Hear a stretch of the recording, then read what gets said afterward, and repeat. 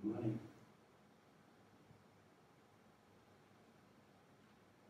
If you want, you can open your eyes. If you don't, just stay exactly where you are. And thank you for listening so intensively. As a musician on stages, it's often very difficult to make a link with the big black ocean that is, you hope, the audience. There's a big spotlight on you. You know people are watching, and you do your thing. Now, there's still a big spotlight, and you can see some of you, which is fabulous. The moment I loved this morning is when I stopped playing and it remained quiet. Very often what you'll get is that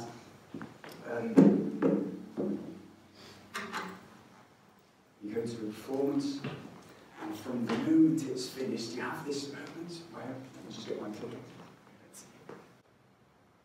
A classical concert, the conductor's been living into the piece of music. You've had the last note. He or she stands there like this. And usually, somebody just starts clapping and all of the audience follows. Thank you for staying quiet. Thank you for finding the silence after the notes.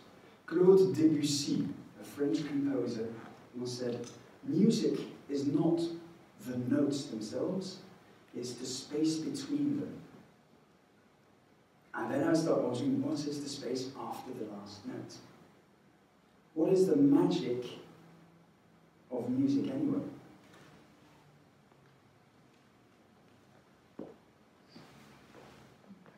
As a child, I felt that music was just a language. I have the luxury of growing up in a musical family where we played constantly with sound, where we played with rhythm, where we learned to communicate without having to use words. And I've always tried to hold on to that idea that we can communicate without having to use words. Nevertheless, it's actually very difficult. Because if we don't use words, what do we use? We have our senses. We can smell. We're losing it a little bit as human beings. We can see. We can judge reactions from people. In fractions of seconds, a slightly raised shoulder gives so much about how somebody is feeling. We can taste, maybe not too early in the morning. And usually, we listen. Now what happens, and this, I was very grateful for the question, would you please come and speak about silence? Because as a musician, naturally, you fill in the silence. That's your job. I was tempted to just stand here for 25 minutes and see how you would react. I didn't have the guts. So I'll fill it in talking. Filling in the sound, filling in the silence with words or with music. Why do we do it? That's what I started wondering, and I thought, I think, to be completely honest, it's because I'm scared to death of silence. Also in music, very often the rests, or the moments where you don't hear any music, is when they try to symbolize death. Water is another one which is associated with peace and calm, but never silence. Even if now, or after the piece that I just played, this half minute we had, what did you hear? The composer John Cage wrote a piece called 4 minutes and 33 seconds back in the 50s, and it was a riot. Because the piece is literally called 4 minutes and 33 seconds, and no sound is made. The pianist goes and sits behind the piano and listens to music. And the piece already started. Imagine that happening for the first time. What's the reaction? How confrontational is that silence? What do you start noticing if you notice something's not, well, something is happening on stage, but it's not what you're expecting, it's not sound? What goes through your own minds? How would you cope being at the premiere of a piece like that? Now this piece is still being performed, and the trained audience knows, like, oh, that's good, because now he basically wrote the piece because there was always sound around. And what he is doing is he's leaving space in the composition for accidental sounds. Is it a bicycle cycling past? Is it an ambulance? Is it somebody coughing in the audience? Is it somebody getting up and saying, I'm not having this and leaving the hall? All these sounds constantly fill in this silence. So why are we so afraid? Oh no, I'll speak for me. Why am I so afraid of that silence? I have the luxury at secondary school of learning to meditate. I call it religious education. But it was fantastic. As a young person, learning to focus on nothing. Well, except for everything that races past. Here's an example of what happens in my mind when I see this one.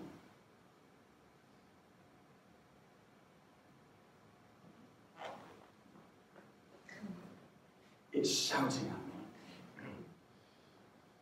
I can't stand it. What's it doing there? Why does the water stop? What's the submarine doing there anyway? And inside, this is what happens in my mind. From the moment there is no outside sound, my mind will start shouting about futilities like that, or are about major questions which I've never dared to tackle. What also happens is, it's a lot. I'm a talkative type, my mind is much less. I'd like to do a little exercise with you. If there's musicians in the hall, you probably know it. Would you do me the favour of joining in? Just copy what I do, and especially use your ears.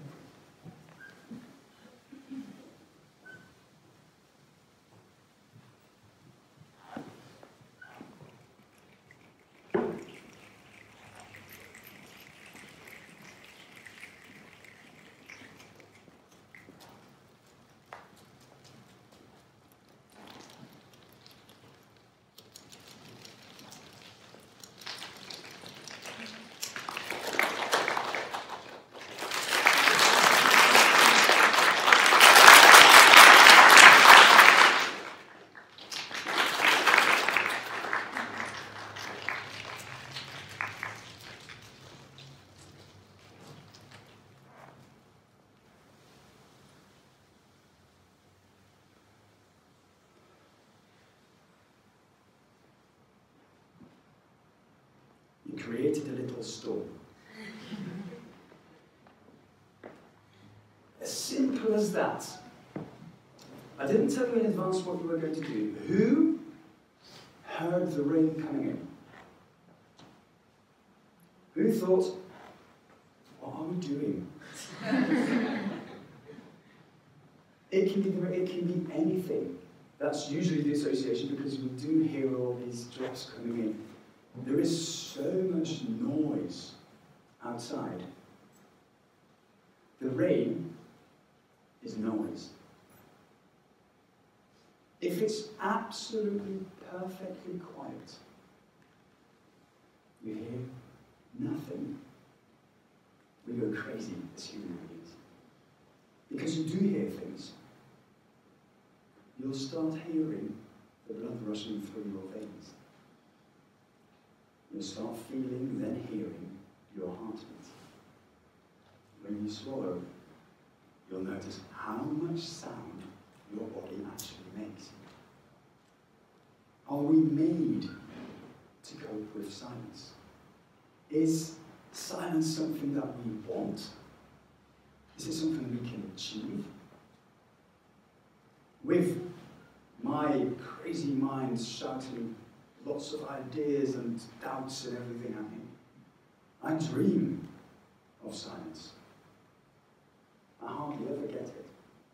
And it annoyed me until I got this question from CreativeMornings to talk about silence, and I finally took the time to think a bit more. Is this silence necessary? Is it an absolute state of being? In musical language, this is called a rest. And when you get a rest on your score, you don't play. It means silence from your part. Maybe other people are playing, but you don't do it. This rest, I think, is actually a very good way of treating silence. Because a rest is not an eternal state of being, well, except at the very end. This rest is a breath. It's actually a movement. And when I started understanding just this week that silence moves, just like we breathe, just like we have noise, just like we have sentences, it moves. It becomes bearable. It's like an emotion. An emotion is just a wave of feelings. It's never one state. You'll always get out of it, or at least it will be moving. The rest may move forward, there come. And what happens, seeing as it's a personal talk, what happens to me when it becomes relatively silent? and I start questioning my life. I start questioning the world. I start wondering, what is it we are doing as human beings? We're just animals. What's the difference between human beings and animals? And when my cynical self speaks, it says, well, we developed money. We're the only species who work with money. And then my mind goes, this annoys me. Why do we have it? People get into trouble because of money. People, in extreme cases, kill for money of themselves. It's a power play. How can we move forward? Why do we need it? When you ask people, they say, well, it's just the way it is. And then me, my stage me, goes like, yeah, but we don't have to accept it the way it is. Can't we change it? So my not silent mind then thinks, okay, let's build a world without money. And then some people get very, very angry and upset. Because I touch something, not only me of course, lots of people are thinking about it nowadays, but touch something in the core. What have I been working for my entire life? What if, I've been working 40 years, if money doesn't exist, what about my retirement? What about this entire, the world works because there is money. And then that question arises, yes, but do we need it? It's not something that I'm going to answer now. But it's just an example of, in my mind, when I achieve a form of silence, these ideas start happening. Just so you know, I am going to try and create a fictional country where money does not exist. But that's for afterwards.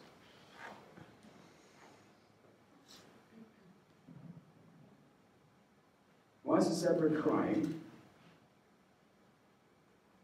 Because us as human beings, we do weird things. War, can understand it. We're territorial. People like to play with power. But at what cost? And instead of talking about the things that I specifically do as a musician, I'd like to talk about some other musicians. 4 years ago, I joined a group, they called themselves Serious Mission, and we went to the Middle East. And there we gave music workshops to refugee children. Urban refugee children, so even the ones that didn't get into the asylum centres, that didn't get into the refugee camps, that were just wandering around trying to survive. We went to talk to locals, we went to schools, and we would organise workshops there for these kids, that at least they had something to hold on to. Now what this war does is horrible. Most of these children, most of the adults, are traumatised. As most of us will probably also have some form of trauma. Silence in that case becomes one of the most unbearable forces of nature. Yet at the same time, they usually hide in silence. So you have this, their mind on the inside is shouting, on the outside you see nothing. We were working at one point in a school, beautifully painted pink with lots of happy things there, and at one point we noticed there was this child, and she would just stand there. All the other kids would be jumping around, bouncing, jumping off the desks, and she would just stand there. And we noticed her. And at one point we went to talk to one of the locals, and she said to us, "What's the situation?" Well, the situation was that because the parents are refugees and they did not have the possibility of financing their life they had to find whatever job it was they could find. They trafficked drugs at night. Because of course, some of the drug barons would benefit from this situation. They would abuse the situation. Now, when you've been working all night, the next day you'll want a child bouncing around all the time. We'd love to say yes, but at the same time I understand the situation. What I don't understand is that they gave the girl drugs, medicine. As long as it sedated her, it was fine. So this girl would get something in the morning, and she'd go to this class at school, and the only thing she could do was stand there, quietly. But every day we went back, and we gave these music workshops. For example, like the exercise we just did with the rain. Or, for example, hi, my name's Brendan. What's your name? And you know what, if you don't want to say your name, don't worry. Think of a sound. You know what, we can do this together too.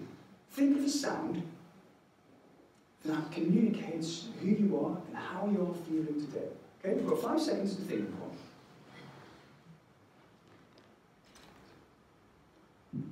Hi, I am, yay! Who are you?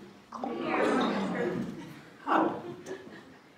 Little things like that break open group dynamics, especially when then you start working on, well, we call it the same cycle as writing a song. It is something where you think of a context. If I ask you now, would you please write a song for me? Who says yes? Thank you. Very courageous. It's not difficult. How about, it doesn't have to be a song, but how about you think of developing something which has to do with music as a gift for somebody else? Who wants to do that?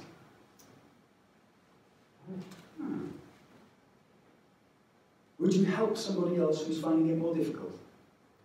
Should we do one together? And then you get the little smile and the little smile, and people start thinking, yes, actually, wow, can we do this? What we're trying to do is to get them to listen. And sometimes we start from silence. And sometimes we start in a hell of a racket. Now, serious mission doesn't exist anymore for reasons which I'll call political.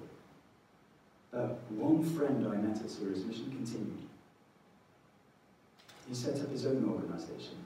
And he thought there's even a more sustainable way of doing this, because if we always fly over from Europe to the Middle East or to conflict zones to do this, it costs a lot, and what happens when we're gone? So he started training people to continue the lessons there. And we've been sitting together and thinking, right, it's grand how we can help a local community, give them the confidence and a few tools to build on creativity. And, I must say, how can you then finance something like that? Well, the great thing is, with the discovery, that it might be a conflict zone in the Middle East. But, if we're honest, a corporate organisation could also be considered a conflict zone. Some people's homes could be considered that. A group of friends might even enjoy thinking, what if we come into a situation where it's quite difficult? And the very basics of this, I'd like to explain to you. Who of you has learned to play an instrument or learned to sing when they were young? Oh, wow. Do you remember your music lessons? How did they feel? I remember my first music lesson. My mum's very musical, so she insisted I would go and do something. And at one point we went to a pub because they just performed, and as kids we joined along. And there was this one guy who bought us lemonade and let us play billiards and on the flipperkast, I don't know how you say that in English. And I thought it was absolutely magnificent. So on the way home, I told my mum, Mum, I want to play what he plays, because he's cool. It became my life. Thank you, disgusting orange lemonade, which I loved as a kid. These first lessons, do I remember them? Not really. What I do remember is a certain cycle. We had to learn to understand this instrument, we had to learn to feel it. What I wanted to do as a kid was, of course, immediately start playing and make music, and there's technique to this. And that's with everything. Now, this is quite an old-fashioned instrument, and after years and years and years and years of training, I managed to create a few sounds on this thing. That's with everything. Speaking is something we learn over the years. Writing a song uses all of these skills that we've been developing over time. But it's fine to learn that, and then you can say, look, I can play the cello, yay. But that's not why it's interesting. It becomes interesting when you find ways to integrate that into your group, into your surroundings.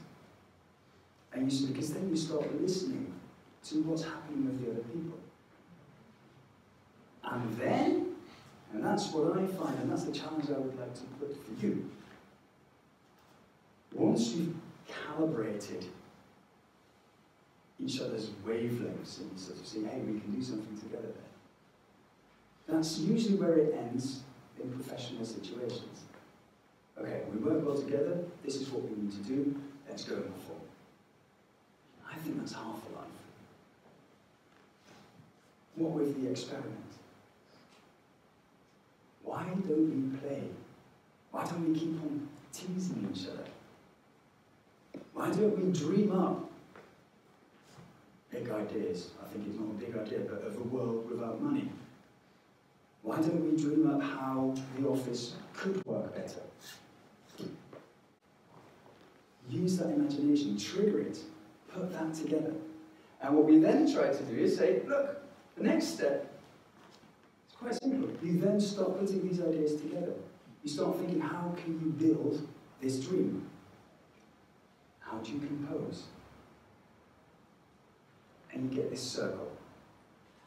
We then compare it to leadership. We compare it to team building. We compare it to every single simple thing in life. That's the name of the organisation. Please give it a check. Because look at these smiles. This is a few workshops. And what we managed to do is to let them breathe again.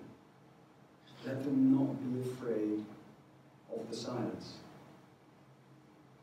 Not let it be something to turn towards yourself and keep for yourself and protect yourself, but something to share. I organised last time I was there the International Competition of Silence with these kids, and they're very competitive. I compared it to all the other groups I've been working with across the world and said, will you set the world record for being quiet? After 13 seconds it becomes challenging. You've been very good, by the way. A group of 100 kids not making a sound for a full minute. For me, it sounds better than any symphony ever written. What would I like you to take away from this? Eyes like that. Dare to take the challenge of not putting on music when you're cycling somewhere or when you come home. Not putting the television on. Not talking to each other.